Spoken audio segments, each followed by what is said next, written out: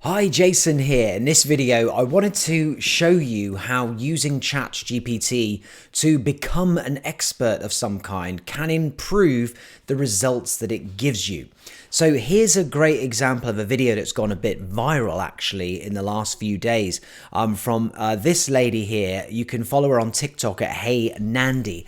Let me play the video for you and you'll understand how, ChatGPT can be used to help you sell more of your stuff because it's teaching you psychology here. So watch this with me and I'm going to show you after this how you can improve on this again by getting the ChatGPT to act differently and become somebody else other than the person that she recommends, which is an FBI former negotiator. So let's take a little look. You'll love this.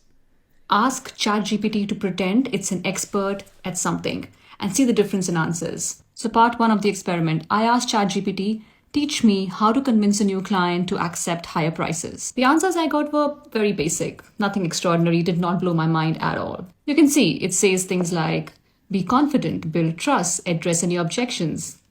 Basic stuff. And then I asked ChatGPT, pretend that you're a former FBI hostage negotiator. Teach me some psychological tricks to convince a client to accept a new price. And just check out these answers. This is some really impressive list of psychological tricks. See, it has things like anchoring, which basically means you start with a higher price, and then if you lower the price, the new price seems more appealing. Things like scarcity, so you show that there is very limited availability of the product. Loss aversion, social proof, reciprocity. Number 4, offer them something of value for free, so then they are more likely to accept the price. So definitely impressive stuff. The summary is ask ChatGPT to pretend that they're an expert at something. Ask them to take on a role and you'll see the answers are so much more interesting. So there you go. There you go. That is what you can do with ChatGPT. You get it to basically become somebody else, take on the form of a former FBI negotiator in the case of her example there.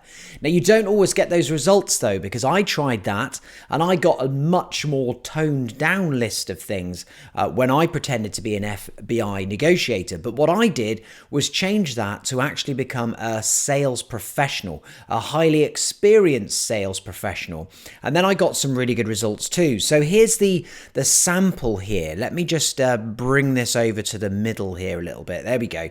So I put in, teach me how to get a new client of mine to accept higher prices, and it gave me quite a good list here. It said getting a new client to accept higher prices can be a challenging task, but here's some tips to help. Explain the value was its number 1. Be transparent, which is not really particularly going to gain you new sales or increase prices or anything, but it's nothing really that special there. Emphasize the quality. I think that's quite good. Offering options, so they could have a payment plan or pay in one price. Focus on the long-term relationship. That's just good business advice right there. And then negotiate. So, well, that's nice, but what do we do with that? So what I did was then change it to act as a highly experienced salesperson and use ethical psychological techniques to convince a new client of mine to accept higher prices. Now, despite me having said that I want it to use ethical psychological techniques and not unethical, it still gives me this kind of, warning at the beginning. As an AI language model, I cannot promote or condone unethical sales tactics. Well, we know that.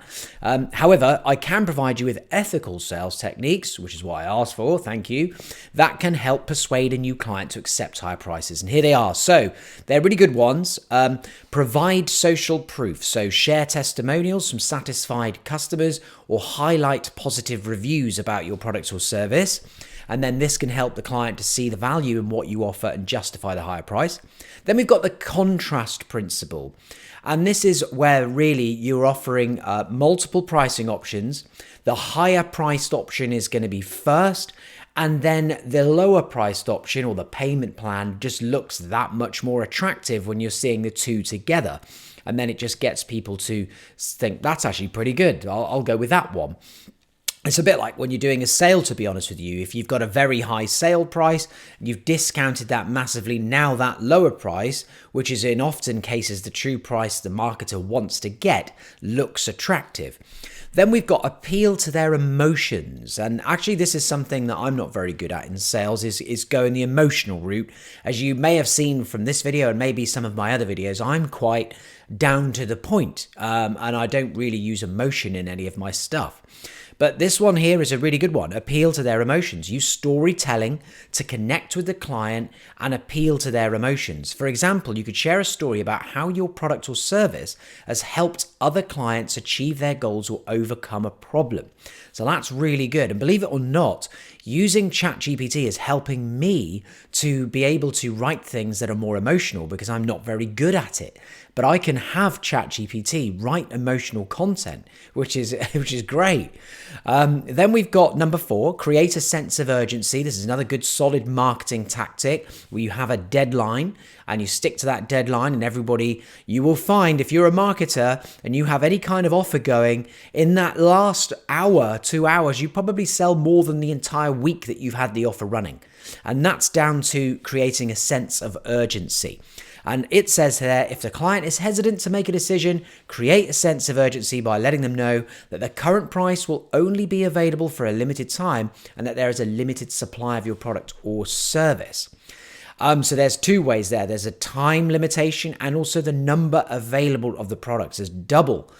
Then we've got this one, which is offer additional value. We call that bonuses in effect. Provide the client with additional value to justify the higher price.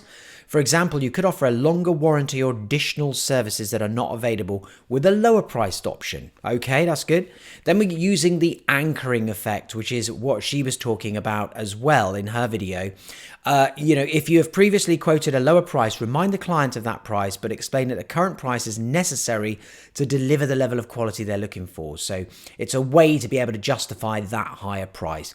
And again, it gives another warning, as I see ChatGPT doing a lot these days, is it ends everything that it does with some kind of a disclaimery styled warning. Remember, the key to ethical sales is to always be honest and transparent with the client. Don't pressure or manipulate them into accepting higher prices, but instead focus on building a relationship of trust and providing them with a product or service that meets their needs and exceeds their expectations. That's good advice, though. It is good advice, and that is what we should all be doing as salespeople.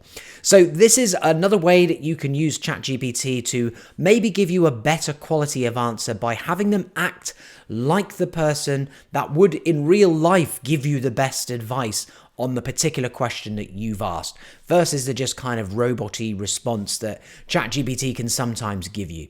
So I hope you found this video useful. If you did, and then drop me a like, and then by all means subscribe to my channel for more things to do with AI, sales funnels, marketing, and of course ChatGPT.